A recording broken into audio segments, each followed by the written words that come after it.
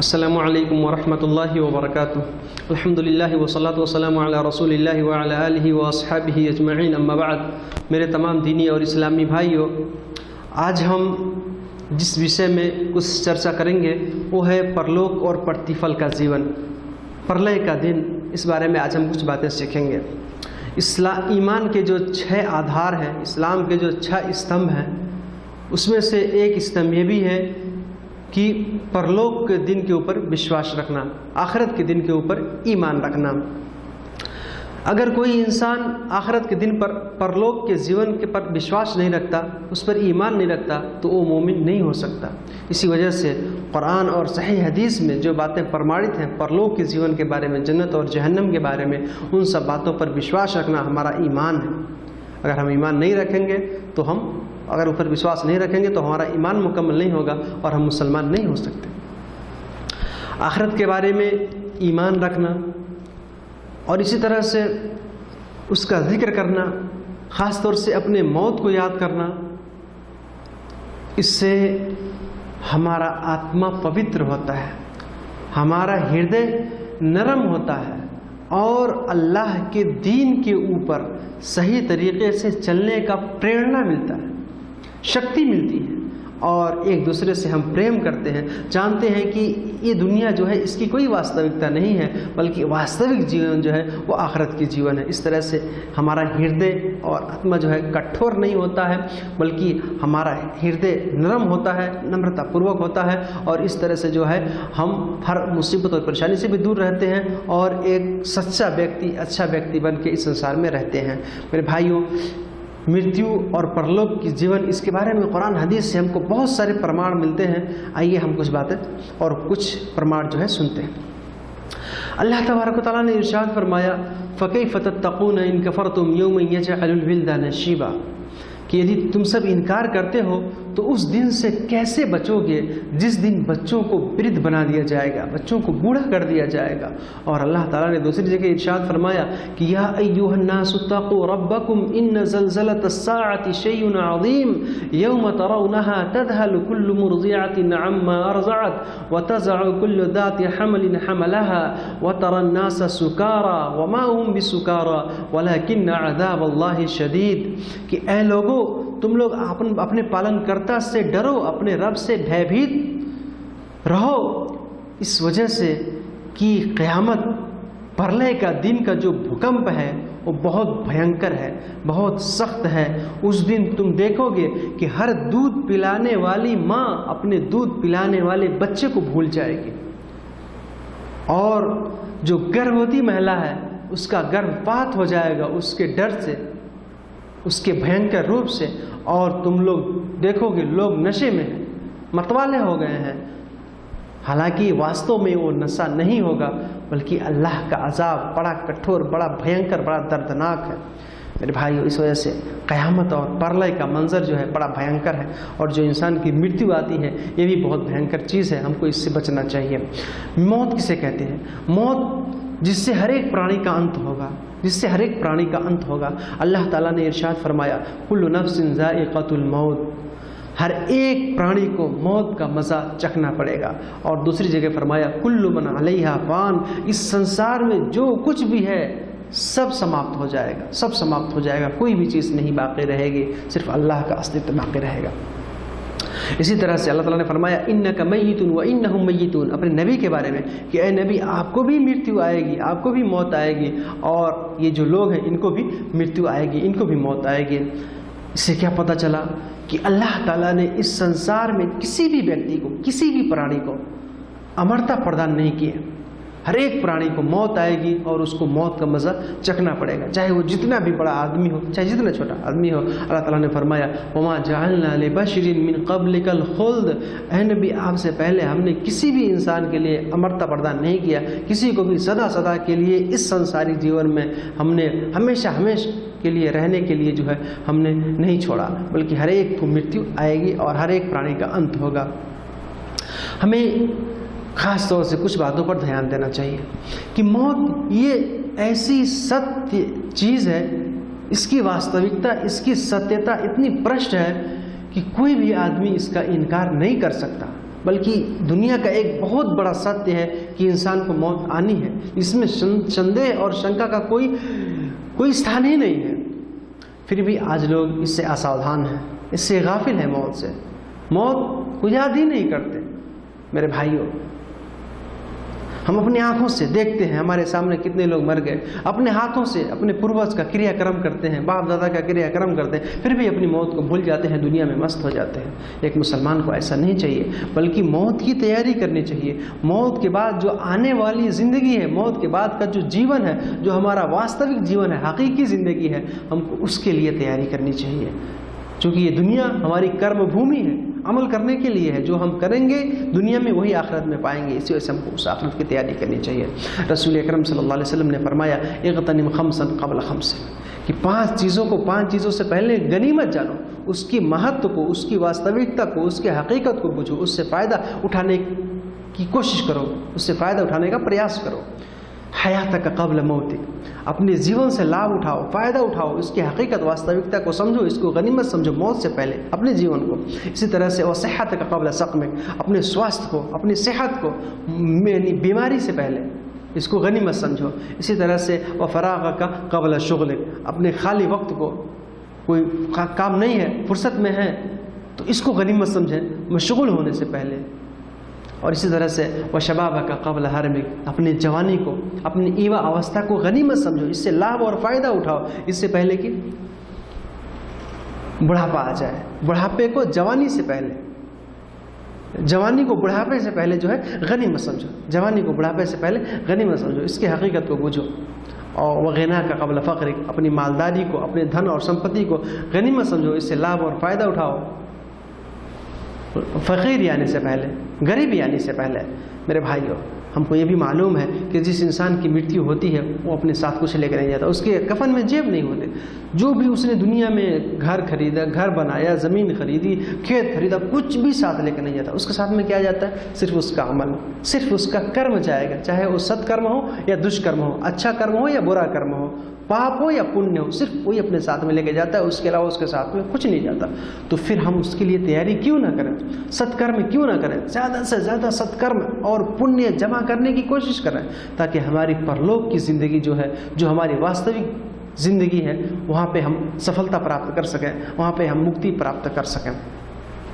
मेरे भाइयों, मौत ये ऐसी चीज़ है, मृत्यु एक ऐसा रहस्य है जिसका इल्म, जिसका ज्ञान सिर्फ और सिर्फ अल्लाह रब्बुल आलमीन को है। दुनिया में किसी भी प्राणी, किसी भी इंसान को ये नहीं मालूम है कि उसकी मृत्यु कब होगी, कहाँ होगी, कैसे होगी, किस अवस्था में होगी, किसी को नहीं मालूम, क्योंकि ये ऐसा रहस्य है जिसको अल्लाह ताला ने अपने लिए ख़ास रखा। ये ऐसा रहस्य है जिसको अल्लाह ताला ने अपने लिए ख़ास रखा है। किसी इंसान को इसके बारे में कोई पता, कुछ भी नहीं मालूम है। मेरे भाइयों, जब मौत का वक्त आ जाएगा तो कोई इंसान चाहे कि थोड़ा उसमें देर कर ले, या थोड़ा पहले मौत आ जाए, या भाग करके कहीं और शरण हासिल कर ले, ऐसा हो ही नहीं सकता। जब मौत का वक्त आया फ़ौरन मौत आ जाएगी। अल्लाह ताला ने फरमाया, वलिकुल्लि उम्मतिन अजल फ़इज़ा जाअ अजलुहुम ला यस्तअख़िरून साअतन वला यस्तक़दिमून। हर एक समुदाय के लिए मौत, मृत्यु का वक्त, मृत्यु का समय निर्धारित कर दिया गया है। जब वो समय आ जाता है तो ना ही उसमें एक क्षण जल्दी होती है और न ही उसमें एक क्षण जो है देरी होती है, फ़ौरन मौत उसकी आ जाती है। मेरे भाइयों, इसी वजह से हमको उसके लिए तैयारी करनी चाहिए। और हम ये भी जान लें कि जो सदाचारी लोग हैं, जो अच्छे लोग हैं और जो ईमानदार हैं, जब उनकी मौत का वक्त आता है तो मौत के फरिश्ते, यमदूत, यमराज एक अच्छा रूप लेके, अच्छे शक्ल में, बहुत ही अच्छा सा खुशबू लेकर के आते हैं, और उनके साथ दया और शांति के भी फरिश्ते होते हैं। वो लोग उस व्यक्ति को जन्नत की बशारत देते हैं और इस तरह से उनके प्राण को वो लोग निकालते हैं। अल्लाह ताला ने फरमाया, इन्नल्लज़ीना क़ालू रब्बुनल्लाहु थुम्मा इस्तक़ामू ततनज़्ज़लु अलैहिमुल मलाइकतु अल्ला तख़ाफ़ू वला तहज़नू व अबशिरू बिल जन्नतिल्लती कुन्तुम तुअदून। निसंदेह जिन्होंने ये कहा कि हमारे पालनकर्ता सिर्फ और सिर्फ अल्लाह है, और फिर वो लोग उस पर दृढ़ रहे, अडिग रहे, उनके ऊपर फरिश्ते अवतरित होते हैं ये बशारत देते हुए, और वो कहते हैं फरिश्ते कि दुख ना मानिए, गमगीन न होइए, किसी प्रकार से भयभीत न होइए, बल्कि आप उस जन्नत की शुभ सूचना सुन लीजिए जिससे आप का वादा, आज जिसके बारे में आपसे वादा लिया गया था, जिसके बारे में अल्लाह ताला ने आपसे वादा किया था।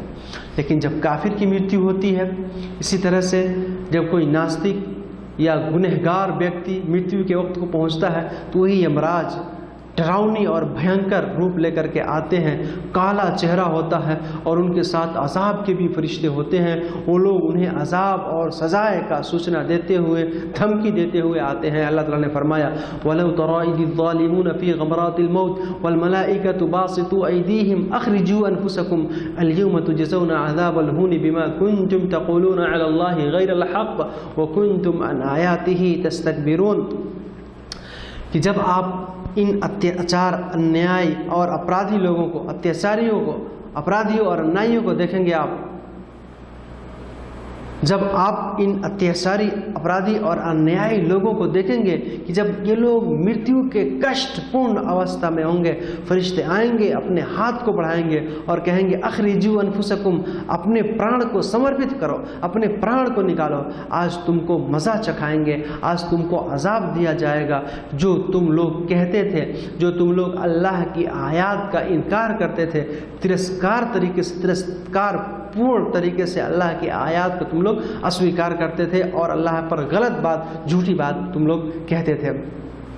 मेरे भाइयों, मौत ये बहुत भयंकर और बहुत ही सख्त चीज़ है। इस वजह से हमको मौत की सख्ती से अल्लाह से पनाह मांगनी चाहिए। जब इंसान की मृत्यु आएगी, उसकी वास्तविकता खुद ब खुद प्रकट हो जाएगी। सब वास्तविकता उसके सामने जो है प्रकट हो जाएंगी, जो उसने अमल किया सब उसके सामने आ जाएंगे। अल्लाह ताला फरमाता है हत्ता इज़ा जहा अहदहुमुल मौत क़ाल रब्बिरजिऊन लअल्ली अअमलु सालिहन फ़ीमा तरक्तु कल्ला इन्नहा कलिमतुन हुवा क़ाइलुहा व मिन वराइहिम बरज़ख़ुन इला यौमि युबअसून, कि जब उनमें से किसी की मृत्यु आ जाती है तो फिर जब वो आखिरत की ज़िंदगी को देखते हैं तो कहते हैं ए अल्लाह, कोई फिरता जाने के लिए, वापस जाने के लिए कोई मार्ग है ताकि मैं सत्कर्म करके, अच्छा कर्म करके आऊँ जो मैंने छोड़ के आया दुनिया में। अल्लाह ताला फरमाएंगे कल्ला, कदापि नहीं, ऐसा कदापि नहीं होगा। ये बातें सिर्फ वो लोग कहेंगे, उनकी सिर्फ कही सुनी बातें होंगी, उससे कोई उनको लाभ नहीं, कोई फ़ायदा नहीं, और उनके लिए एक पर्दा होगा परले के दिन तक जब वो उठाए जाएंगे। मेरे भाई, हर एक काफिर जो इस दुनिया में अच्छा कर्म नहीं करता है, अत्याचार, अन्याय, अपराध करता है, वो सोचेगा कि फिर वो फिरता होकर के दुनिया में आ जाए ताकि उसको अच्छा कर्म करने का मौका मिल जाए, लेकिन वहाँ पे पछतावा से और ये सोचने से उसको कोई लाभ, कोई फ़ायदा नहीं होगा। अल्लाह ताला ने फरमाया वतरा ज़ालिमीन लम्मा रअउल अज़ाब यक़ूलून हल इला मरद्दिन मिन सबील, कि जब ये अत्याचारी लोग अज़ाब को देखेंगे तो सोचेंगे कि क्या वापस जाने के लिए कोई मार्ग है यहाँ से ताकि हम अच्छा कर्म करके आ जाएं। मेरे भाइयों, उस वक्त पछताने से कोई लाभ नहीं होगा। इस वजह से हमको आज ही उसके लिए तैयारी करनी पड़ेगी। अल्लाह का ये करम है अपने भक्तों के ऊपर, अपने बंदों के ऊपर, कि अगर किसी ने ला इलाहा इल्लल्लाह पढ़ लिया तो जन्नत में अवश्य प्रवेश करेगा। इसी वजह से हम अपने मृतक को, जो मृत्यु की अवस्था में हैं, उनको ला इलाहा इल्लल्लाह का जप करने की तलकीन करें ताकि वो ला इलाहा इल्लल्लाह पढ़ लें, ताकि वो जन्नत में दाखिल हो जाए।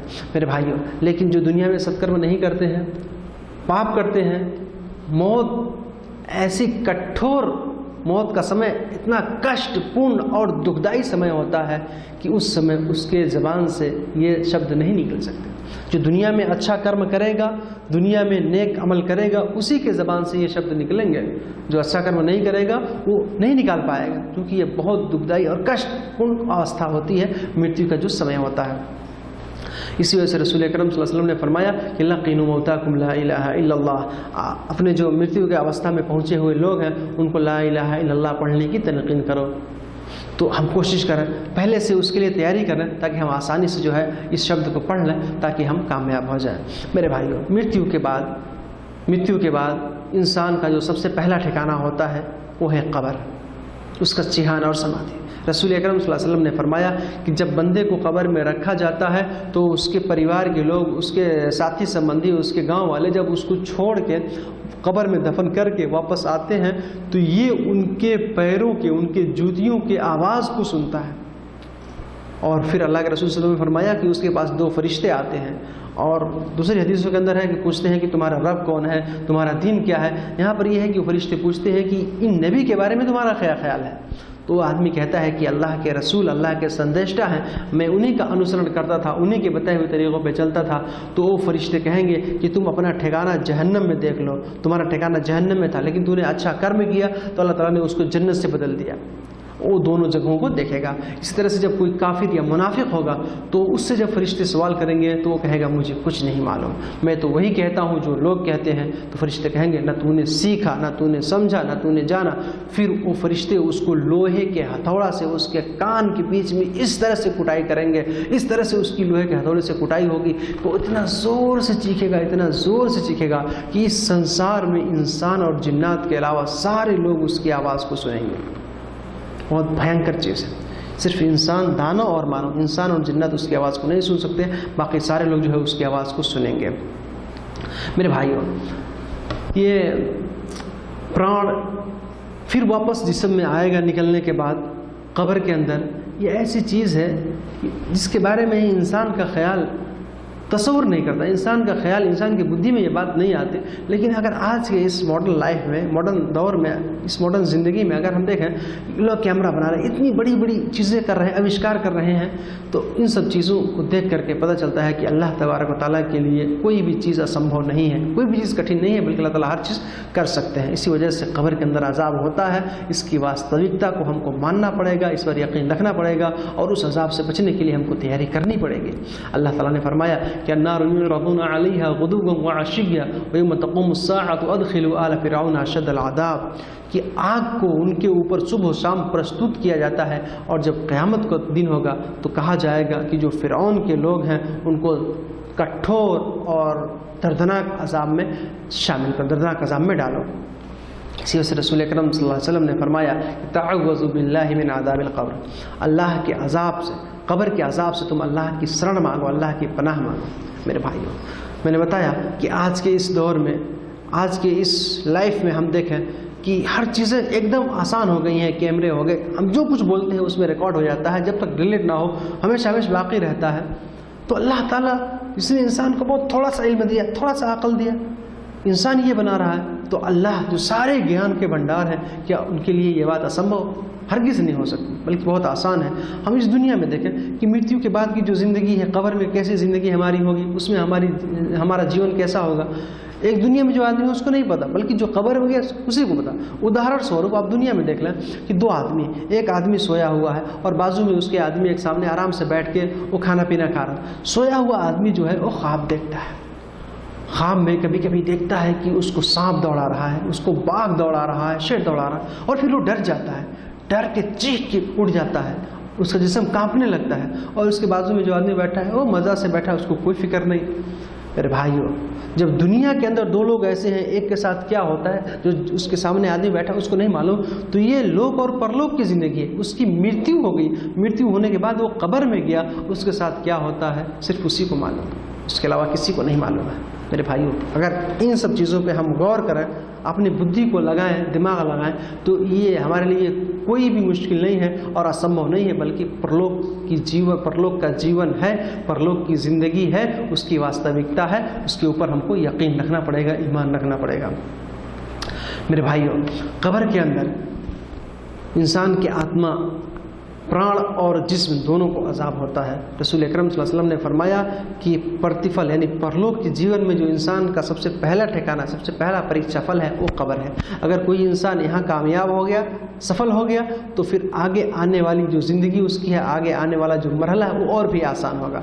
लेकिन अगर यहाँ पे उसने कामयाबी हासिल नहीं की, असफल हो गया, नाकाम हो गया, तो आगे का जो मरहला है वो और से ज़्यादा सख्त होगा। इसी वजह से हम कब्र के अंदर जो इम्तिहान होंगे उसकी हम तैयारी करें। मेरे भाइयों, कैसे नमाज पढ़ें, अच्छा अमल करें, सत्कर्म करें, पुण्य अर्जन करने की, पुण्य जमा करने का प्रयास करें, ताकि हम जो है कब्र की ज़िंदगी में और आखिरत की ज़िंदगी में सफल हो जाएं। कब्र के अंदर अजाब होता है, इसको कब्र का अजाब या कब्र का इनाम कहा जाता है। हर इंसान को इस तरह से होता है, अगरचे लोग इंसानों को जला देते हैं अपने, या किसी इंसान को जानवर ने खा लिया, या इस तरह से और कोई मामला पेश आ गया, पानी में डूब गया, उसकी लाश नहीं मिली, फिर भी उसको अजाब होता है, उसको अजाब होता है बरज़ख के अंदर। और अगर अच्छा काम किया है तो फिर उसको इनाम मिलता है, अल्लाह की अनुकंपा और कृपा उसके ऊपर होती है। लेकिन हर एक इंसान को, चाहे वो जिस तरीके से भी मरा हो, चाहे लोग उसको जला दें, चाहे उसका जिस्म, उसका पार्थिव शरीर जहाँ भी चला गया हो, अजाब, सजाए। और इस तरह से अगर अच्छा बंदा है तो उसको उपहार, अनुकंपा और कृपा, हर तरह से उसको फ़ायदा होता है। ये दोनों चीज़ें उसके साथ होती हैं। मेरे भाइयों, कब्र के अंदर जो अजाब है इसकी कई शक्लें हैं, मुख्तलिफ़ प्रकार से, अनेकों प्रकार से उसको सजा दिया जाता है। जैसे हथौड़ा से कूट पीट करना, उसकी कब्र में अंधेरा भर दिया जाना, उसके ऊपर सांप गोजर बिच्छू हो जाते हैं, उसके लिए जहन्नम का आग का बिछौना होता है, और इसी तरह से बदबूदार उसके पास सुगंध आती है जिससे वो बड़ा परेशान होता है, और इसी तरह से और किस्म किस्म के उससे अजाब होते हैं। और अगर वो नेक है, उसके दिल में कुछ ईमान भी है, तो इन गुनाहों की सज़ा पा करके, इन गुनाहों की सज़ा पा करके इंशाअल्लाह वो जन्नत के अंदर भी प्रवेश करता है। लेकिन कब्र का अजाब और जहन्नम का अजाब बड़ा सख्त है, बड़ा सख्त है। इन अजाब से और सज़ा से बचने के लिए हम अल्लाह से हमेशा शरण मांगे, अल्लाह से पनाह मांगे। और जो नेक बंदा है उसको कब्र के अंदर उसको इनाम भी मिलता है, अल्लाह की रहमत भी उसके ऊपर बरसती है, उसकी कब्र एकदम चौकोर हो जाती है और उसके कब्र में रोशनी से भर दिया जाता है, और उसके लिए जन्नत के दरवाजे खोल दिए जाते हैं, उसके लिए जन्नत के बिछौने बिछा दिए जाते हैं, और उसमें वो बेहतरीन खुशबू में मस्त रहता है। और इस तरह से जो उसका नेक अमल है एक अच्छा रूप लेकर के उसके साथ में आकर के बैठता है, जिससे ये मानूस होता है, उसके साथ खुश होता है। तो मेरे भाइयों, कब्र और आखिरत की ज़िंदगी है, इसकी वास्तविकता है। अगर हम अच्छा अमल करेंगे तो कामयाब होंगे, बुरा अमल करेंगे तो नाकाम होंगे। तो मेरे भाइयों, आइए उस ज़िंदगी और मृत्यु आने से पहले पहले हम परलोक, जो हमारी हमारा वास्तविक जीवन है, हमारी हकीकी ज़िंदगी है, उसके लिए हम तैयारी करें, उसके लिए तैयारी करें, सत्कर्म करें, नेक अमल करें, अच्छा काम करें, बुराइयों से बचें, पाप से बचें, दुष्कर्म से बचें, ताकि हमारी ज़िंदगी जो है सफल हो जाए। अल्लाह ताला हम सबको हर नेक अमल करने की प्रेरणा, ताकत और हिम्मत दे। आमीन। अस्सलामु अलैकुम व रहमतुल्लाहि व बरकातुहू।